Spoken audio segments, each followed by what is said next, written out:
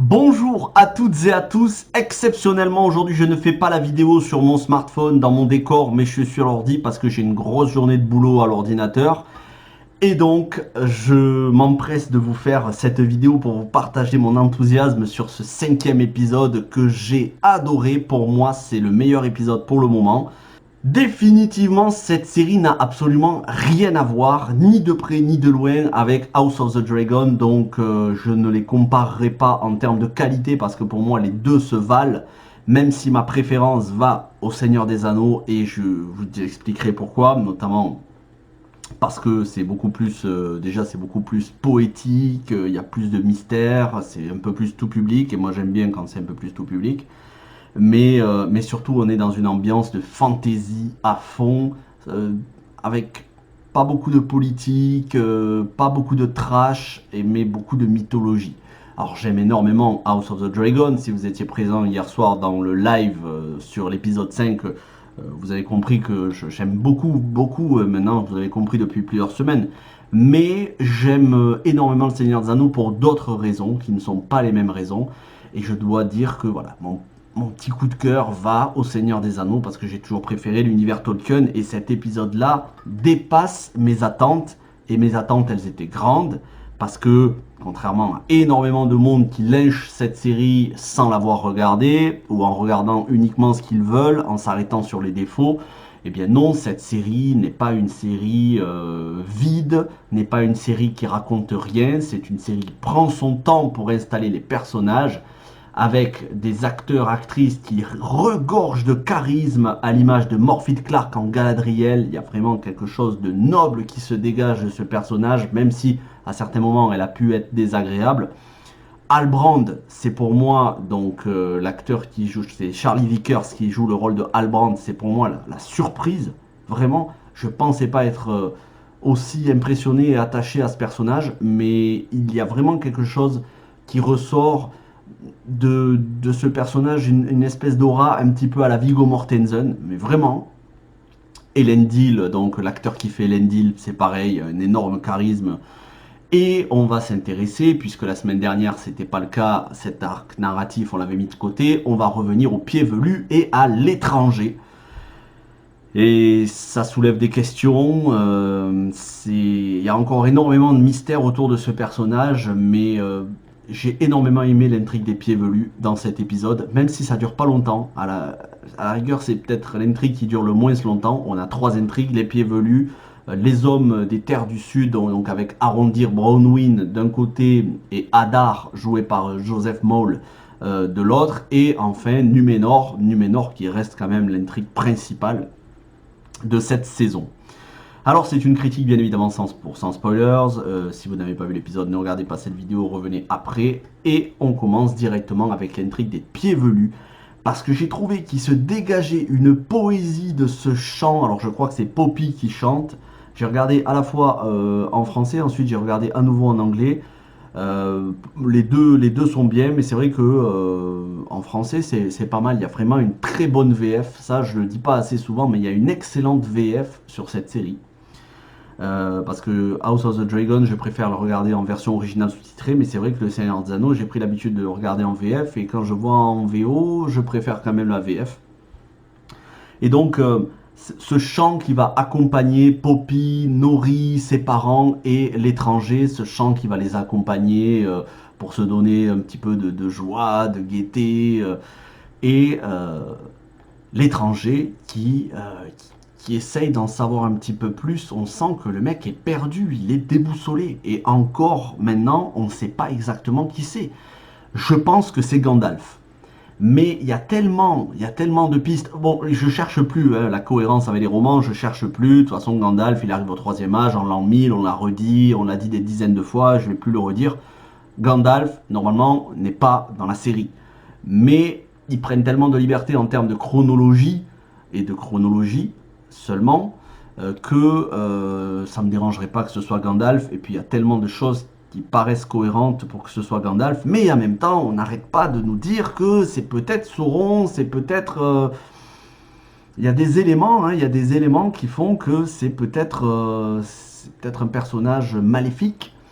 Et enfin, on va voir ces espèces de femmes, d'hommes, je sais pas ce que c'est, moitié homme, moitié femme, je sais pas, donc on voit dans le trailer, dont un qui a une tronche, enfin apparemment c'est une, qui a une tête assez antipathique, blond rasé, où justement il y a eu énormément de théories, on s'était dit c'était peut-être Anatar, donc c'est-à-dire Sauron déguisé en elfe, et en fait on avait appris que c'était des servantes de Sauron, mais pour l'instant on ne sait pas vraiment. Et ils vont enquêter sur les endroits où est passé l'étranger, et notamment le cratère dans lequel la météorite de l'étranger a atterri. Qu'est-ce que ça veut dire? Je ne sais pas ce que ça veut dire, et c'est à la fois très enthousiasmant et très frustrant, parce que tu sens que le mec, quand il discute avec Nori, elle lui parle des escargots, elle lui parle des vergers, des potagers, elle lui parle de la nature, et tu sens que lui, il veut bien faire, il essaye vraiment de bien faire. Il est attiré, on a l'impression qu'il y a de la bonté dans son regard, qu'il y a de la bonté dans ses mots. À un moment donné, elle va lui parler des dangers de la vie nomade. Et lui, il va lui poser la question, est-ce que moi, je suis un danger? Déjà, il commence à parler, c'est bien, parce qu'à un moment donné, les premiers épisodes, il n'arrêtait pas de baragouiner deux, trois mots, on ne comprenait rien. Là, il commence à faire des phrases, c'est bien. Et il va lui demander à Nourri, est-ce que moi, je suis un danger? Et elle va lui dire, non, non, tu es quelqu'un de bien, tu nous aides. Et il dit, oui, mais regarde ce que j'ai fait avec les Lucioles. Et il dit, ouais, mais c'était pas ta faute. C'est parce que tu t'étais pas maîtrisé, donc tu découvres. Et en fait, ce serait tellement logique que ce soit Gandalf qui ait perdu la mémoire en arrivant en Terre du Milieu, mais en même temps, Gandalf arrive par bateau avec les autres mages, donc bon, soit. Mais si c'est Sauron, je comprends pas, il n'y a pas une once de bonté chez Sauron. Et il y a de la bonté chez ce personnage-là. On sent qu'il les aide, qu'il veut bien faire. D'ailleurs, il reste avec eux lorsqu'ils sont en train de chanter, de passer des bons moments en famille. Et il y a trop de choses qui collent pas pour que ce soit Sauron. Et en même temps, on n'arrête pas d'essayer de nous embrouiller, de nous dire ouais, ben, c'est peut-être Sauron, tout le monde est à sa recherche apparemment. Les gens des terres du sud, donc Hadar notamment, qui a l'air d'attendre la venue de Sauron. Ces espèces de serviteurs blonds qui cherchent et justement qui regardent le cratère. Donc il y a énormément de mystères, mais il y a aussi beaucoup de poésie qui se dégage, une sensibilité qui se dégage de cet homme, une innocence, et en même temps, à un moment donné, il va défendre. C'est pour ça que ça me fait dire que c'est pas Sauron, parce que Sauron ne défend personne si ce n'est lui-même. Il va défendre les pieds velus contre des loups. Et pour ça, il va se brûler la main en utilisant ses pouvoirs. Et ensuite, il va cicatriser en mettant sa main dans de l'eau et en transformant l'eau en glace pour arrêter la brûlure. Et Nori, qui n'a pas compris, qui pense qu'il est en train de se faire du mal, elle va essayer de le stopper, ça va lui faire du mal à elle. Et elle va avoir peur des pouvoirs de l'étranger, et elle va décider de le fuir. Donc, on est en train d'avoir un dilemme moral chez cette personne, chez ce personnage, et j'aime énormément ça. Il y a beaucoup de, vraiment, je vous dis, il y a beaucoup de sensibilité, de poésie qui se dégage, et l'arc des pieds velus m'a agréablement surpris dans cet épisode. Ceci dit, ça ne dure que maximum un quart d'heure, 20 minutes. Ensuite, on passe au deuxième arc narratif, arrondir Bronwyn, qui sont à la tour de guet des elfes, où il n'y a plus d'elfes, il reste que arrondir, et donc le peuple du village qui est là. Et Waldreg, le barman, qui avait dit à Théo, le fils de Bronwyn, qu'il faudrait se rallier à la cause de Sauron, lui, il décide de mettre la zizanie et il rallie une bonne partie du camp du village à sa cause, c'est-à-dire aller se soumettre à Hadar et aux orques et servir Sauron. Ils y vont, et Hadar va lui dire, donc déjà il lui dit mais je vous prête allégeance Sauron, et il va comprendre que Hadar n'est pas Sauron, et il lui dit mais je pensais que vous étiez Sauron. Et il lui dit non, enfin, il lui dit pas non, mais il lui dit pas je suis Sauron. Et Waldreg comprend qu'il n'est pas Sauron, mais comme Waldreg c'est une espèce de lâche, une espèce de limace humaine, qui n'a aucun honneur, aucun courage, aucune dignité, il va dire je suis prêt à vous servir. Et là, Hadar va lui dire ok, mais tu dois me donner une preuve par le sang, et il va lui demander de tuer l'ami de Théo, celui qui traînait avec lui. Moi, celui que je pouvais pas saquer, je trouvais sa tronche était antipathique et je trouvais que le personnage n'était pas intéressant. Et on comprend que Waldraig, il va le pointer, quoi, il va le tuer pour se soumettre à Hadar, aux orques, qui préparent apparemment, c'est comme ça que je l'ai compris, vous me direz dans les commentaires, qui préparent la venue de Sauron et qui ont besoin de cette épée, de ce manche d'épée que détient Théo, qui serait une clé, puisque Théo, avec les autres qui sont restés dans l'enceinte du fort des elfes, Théo, qui était très méfiant vis-à-vis d'Arondir, va se radoucir, il va comprendre que Arondir, finalement, n'a pas de préjugés contre eux, et il va se mettre sous son aile un petit peu comme si Arondir était son grand frère ou un père de substitution. Et il va décider d'être honnête et de lui montrer le manche de l'épée. Et Arondir va dire j'ai déjà vu ça. Et on va s'apercevoir qu'il y a une statue dans le fort des elfes. Il y a une statue avec justement cette épée et ce manche, mais sculpté dans la roche. Et Arondir va dévoiler qu'il s'agit d'une clé, mais ils ne savent pas exactement à quoi ça sert, mais ça sert à installer les ténèbres dans les terres du sud. Donc, on va avoir d'un côté donc Bronwyn, Arondir, son fils et les quelques hommes et femmes du village qui ont décidé de faire confiance et de lutter contre les ténèbres et contre l'arrivée de Sauron. Ils se préparent et ils sont un peu désespérés, mais au final, ils trouvent une idée. Et cette idée, ce serait de faire s'effondrer la tour et le fort sur les orques et sur les forces maléfiques. Mais ça, ce sera pour la semaine prochaine. Donc là, au niveau de cet arc narratif, encore une fois, Ismael Cruz Cordova, l'acteur qui joue Arondir, il est d'un charisme, franchement, je trouve qu'il est excellent. Hein. Je ne vais même pas parler de la couleur de peau parce que je trouve ça tellement ridicule de le critiquer sur la couleur de peau, ça n'a aucun intérêt. Voilà, ça n'a aucun intérêt les gens qui disent ouais, mais il est noir et tout. Enfin, moi, j'ai plus rien à leur dire parce que c'est à un moment donné, on peut le dire une fois, deux fois, 10 fois, mais il faut se concentrer sur le talent. Et du talent chez cet acteur, il y en a énormément, donc je me fous de sa couleur de peau. C'est un personnage inventé, c'est pas un personnage qui remplace. Hein. Donc à partir du moment où c'est un personnage inventé, ça ne me gêne pas du tout. Cette intrigue donc, on avance. Théo, apparemment Théo se met du bon côté, alors qu'on pensait que Théo succomberait un petit peu à la tentation des ténèbres. Apparemment, il a l'air de se mettre du bon côté, contrairement aux autres qui eux ont décidé d'aller servir Sauron et son lieutenant Hadar. Et enfin, on en arrive à l'intrigue sur Numénor, c'est celle qui dure le plus longtemps.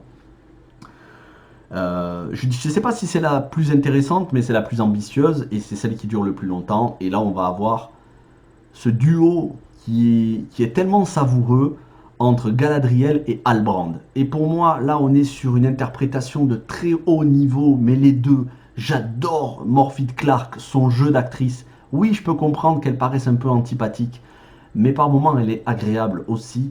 Et enfin, elle va parler à cœur ouvert à Halbrand, parce que d'abord, elle manipule un petit peu Halbrand, elle fait croire à la reine Myriel que Halbrand veut se joindre à eux pour la guerre en Terre du Milieu, alors que lui, il veut pas, il veut juste qu'on le laisse tranquille. Apparemment, c'est un forgeron de très grand talent, puisque c'est lui qui va forger les épées pour les hommes de Numénor, pour tous les soldats. Et lui, il veut pas partir à la guerre, parce qu'en fait, voilà, il redoute un petit peu et il a de la culpabilité sur ce qu'il a fait pour pouvoir fuir les terres du sud et de la culpabilité de ce qu'ont fait ses ancêtres, c'est-à-dire qu'ils ont servi Morgoth. Et lui, il veut pas se rendre dans les terres du sud. Pour moi, je le comparerais un petit peu à Aragorn qui redoute d'être aussi faible que l'a été Isildur, son ancêtre. Et il redoute d'affronter Sauron parce qu'il a peur d'avoir la même faiblesse et de succomber à l'anneau.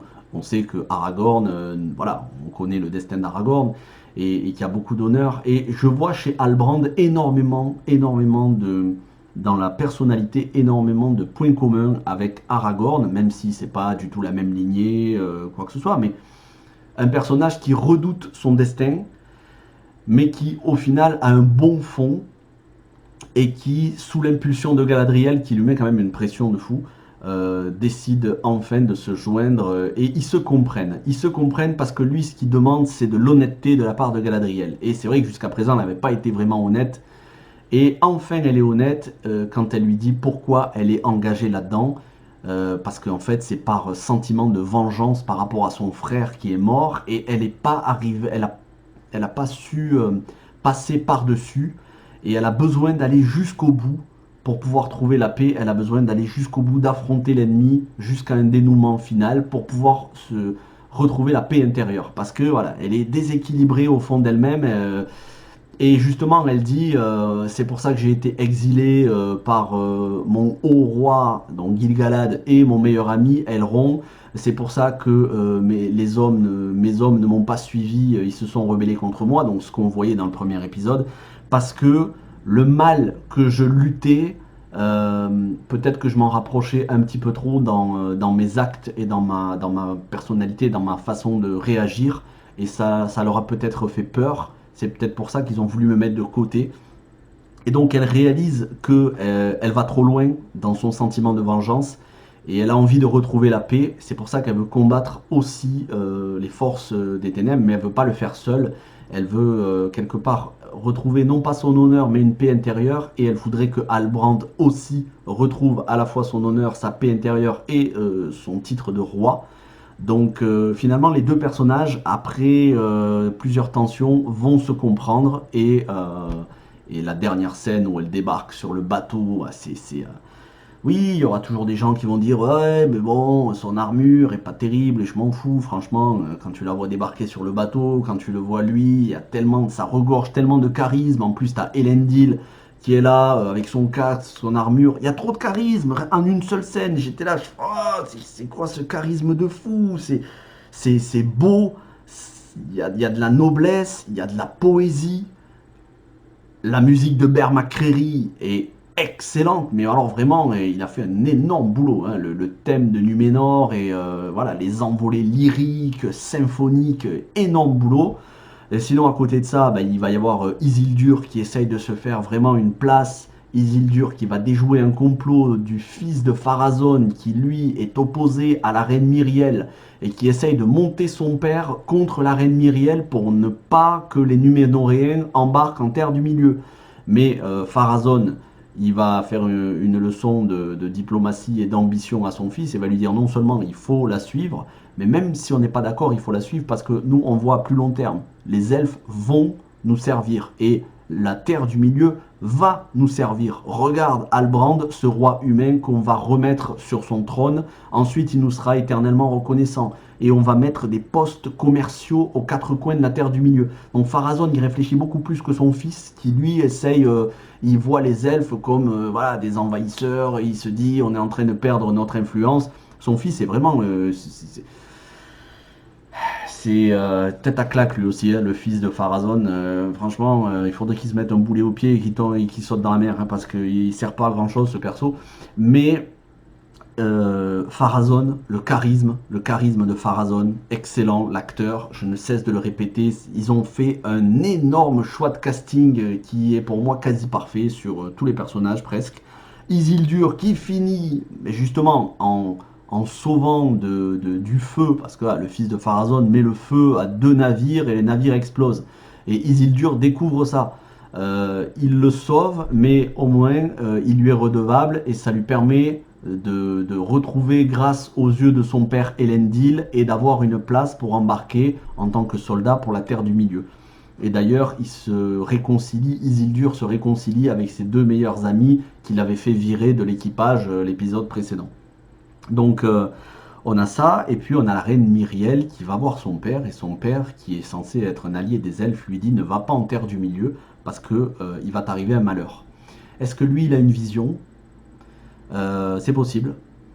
Est-ce qu'elle va mourir en terre du milieu? C'est totalement plausible, puisqu'on sait que Pharazôn sera le roi de Numénor, ça c'est dans les livres, hein, voilà, je vous l'apprends, mais Pharazôn c'est le futur roi de Numénor, hein, clairement. Donc... que va-t-il advenir de Myriel? Pourquoi son père lui a dit de ne pas y aller? Est-ce que il a eu une prémonition, un rêve? Est-ce qu'il a regardé dans le Palantir? Je ne sais pas. Mais quoi qu'il en soit, elle embarque et sous l'impulsion de Myriel, de Galadriel, de Halbrand, tout le peuple, ou en tout cas la majorité du peuple est content. Ils soutiennent l'équipage pour ce départ en Terre du Milieu. Et normalement dans le prochain épisode, on devrait les voir arriver dans les terres du sud pour probablement mettre peut-être une petite déculottée à Hadar et aux orques, ou pas, on verra. Et enfin, dernier arc narratif, et non des moindres, extrêmement important, c'est les elfes et les nains. Et on va être de nouveau cette fois-ci au royaume des elfes en Erédion. Ça va être une conversation assez tendue entre Elrond et Gil-galad. Gil-galad qui joue un peu double jeu. Et Gil-galad, vous vous souvenez dans ses premiers épisodes, je crois que c'était le deuxième épisode ou le premier, il me semble que c'était le premier, où on voyait une feuille tomber, une feuille qui était empoisonnée, au même moment où passait le météore. Et Gil-galad dit à Elrond, l'arbre que l'on a en Erégion, l'arbre qui symbolise la lumière des Eldar, c'est-à-dire l'immortalité, enfin l'éternité pour les elfes, cet arbre est en train de se consumer. Et on a besoin du mithril. On a besoin du mithril qui capte la lumière des Eldar et qu'on puisse continuer de garder notre longévité. Et si on n'a pas ce mithril, si on recouvre pas nos armures, nos armes et tous nos vêtements de ce mithril pour à nouveau avoir cette longévité de la lumière voilà, de la lumière des Eldar, si on n'a pas ce mithril, on va mourir et on va devoir partir de la Terre du Milieu. Et donc il va demander à Elrond de trahir sa promesse, la promesse qu'il a fait à Durin, c'est ça. Durin, la dernière fois, lui avait demandé, promets-moi, il avait dit à Elrond, promets-moi de ne rien dire. Et en fait, moi je m'étais trompé, je pensais que Elrond, il avait fait une feinte et il avait juré sur le nom de son père, Erendil, et pas Elendil, je m'étais trompé. Erendil le marin, donc le père de Elrond et de son frère Elros. Et on sent que Elrond, il est très attaché, c'est vraiment un homme d'honneur, il est très attaché à sa parole et pour rien au monde, il ne trahirait un secret qu'il a promis de protéger. Et c'est pour ça qu'il va parler à cœur ouvert à Durin, après avoir parlé aussi à Celebrimbor et en lui demandant mais est-ce que c'est vraiment nécessaire ce mithril et tout. Celebrimbor va lui dire oui, on en a besoin, sinon si on a ce mithril, on va survivre, si on n'a pas le mithril, on va dépérir. Et du coup, sans trahir sa promesse, il va parler en toute honnêteté, en toute franchise à Durin et il va lui dire je suis venu, mais pas seulement par amitié, je suis venu aussi pour le mithril, mais je ne le savais pas. Et on a besoin du mithril, sinon les elfes vont dépérir et les nains sont les seuls, tu es le seul à pouvoir sauver la race des elfes. Durin, il va se sentir flatté, mais en même temps, il va aussi se sentir se sentir estimé de la confiance et de la franchise dont fait preuve Elrond, et il va lui dire voilà, je te promets rien, mais en ce qui me concerne, je suis acquis à ta cause, je vais aller voir mon père Durin, et si c'est bon, on va faire en sorte que vous ayez du mithril. Donc, il y a beaucoup de franchise entre les deux personnages. Ils jouent carte sur table, mais à tous les niveaux en fait. Cet épisode, on joue carte sur table. Au niveau de Numénor, au niveau de Elrond et de Durin, et l'étranger, voilà, on commence à voir un petit peu les bons côtés de tous les personnages. Et puis les personnages se classent, ceux qui vont servir les ténèbres et ceux qui vont résister. C'est un épisode crucial parce qu'il ne reste que 3 épisodes et dans ces 3 prochains épisodes, on aura la révélation de l'identité de l'étranger, de l'identité de Sauron. On en saura plus sur la forge des anneaux, la forge pour les anneaux de pouvoir. On devrait avoir énormément de révélations dans les 3 derniers épisodes. Et il y a enfin une dernière chose qui m'a impressionné, c'est quand tu as Elrond je crois que c'est Elrond qui raconte à Gil-galad. Gil-galad dit raconte-moi l'histoire du mithril. Et Elrond lui raconte l'histoire du mithril Et on a cette scène qui se passe durant le premier âge, où on a un humain qui combat Morgoth, non, ouais c'est ça, qui combat Morgoth et qui va finir par combattre un Balrog. Et de cet affrontement, apparemment, de cet affrontement va naître une force qui serait à mi-chemin entre la lumière et les ténèbres et qui serait puissante. Et c'est cette lumière, cette force, cette énergie qui donnerait le mithril. J'ai trouvé la scène mais tellement magnifique. On a vraiment l'impression de voir on a vraiment l'impression de voir du lore de Tolkien qui se met en image. C'est pas exactement des acteurs. On sent que voilà, c'est un petit peu animé. C'est animé mais réaliste. Et les couleurs, c'est assez impressionnant. Si vous avez vu l'épisode, vous savez ce que je veux dire. Donc, on en reparlera beaucoup plus en détail dans le live ce dimanche soir à 21h. Je vous encourage à venir dans le live à 21h. Et on va faire avec beaucoup de captures d'écran. Il y a énormément de choses à dire. À mon avis, ça va être un gros live. Je suis très très content. Il est 8h30 quand je vous fais cette critique. Je vais me regarder à nouveau l'épisode ce soir, au minimum une autre fois, voire deux autres fois, parce qu'il y a tellement, tellement de détails, tellement de choses importantes, de révélations, de pistes scénaristiques et de dialogues assez profonds que, oui, pour moi, cet épisode est exceptionnel. Voilà, vraiment, c'est le meilleur épisode qu'on ait eu jusqu'à présent. Après, il y aura toujours des gens qui ne seront pas satisfaits, mais là, je ne sais pas ce qu'il vous faut de plus. Franchement, je ne sais pas ce qu'il vous faut de plus. Je pense qu'il y aura toujours des gens qui détesteront, même si la série nous offre des moments épiques. Il y aura toujours des gens qui en parleront en mal. Et il y aura toujours des gens comme moi pour prendre la défense de la série. Parce qu'à un moment donné, faut pas déconner non plus. Voilà. Si vous voulez des mauvaises séries, je peux vous en donner. Si vous voulez des séries qui sont faites au rabais, je peux vous en dire. Si vous voulez des séries qui sont pathétiques au niveau de l'interprétation, qui sont nauséabondes au niveau du message, je peux vous en donner. Le Seigneur des Anneaux n'en fait pas partie. Le Seigneur des Anneaux se place dans le très haut du panier de l'heroic fantasy et de manière générale des séries.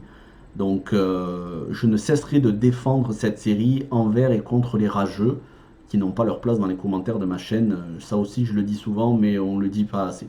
Merci à toutes et à tous, passez un bon vendredi, passez une bonne journée, portez-vous bien et à demain pour une critique de film et dimanche soir pour le live Seigneur des Anneaux épisode 5 à 21h.